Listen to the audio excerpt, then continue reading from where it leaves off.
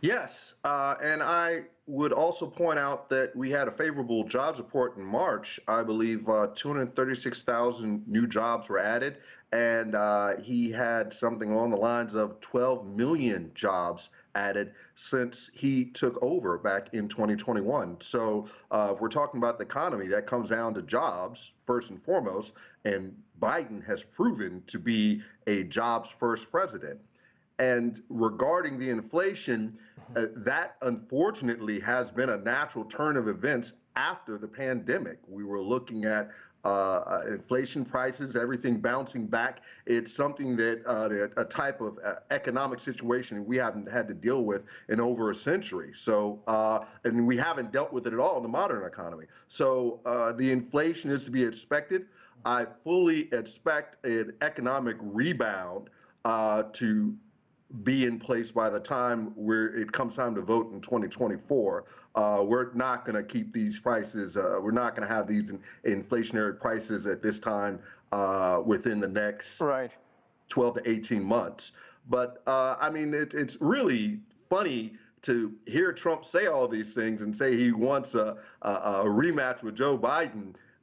You know, things have only gotten worse for Trump. We are looking at 4 indictments. He's currently dealing with a rape allegation of E. Jean Carroll.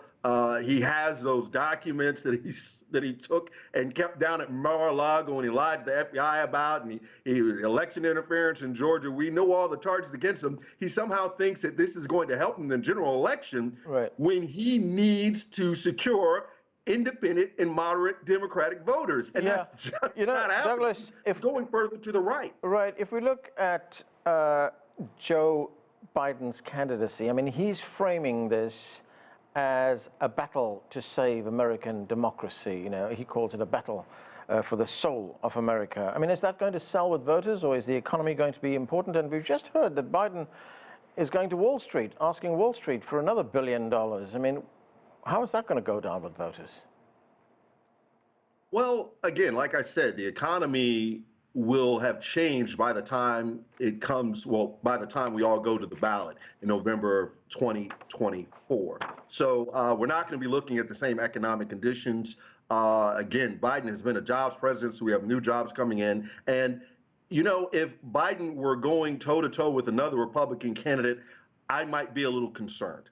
But he is literally going against the worst possible candidate that the Republicans can put up in a general election that they have on the board.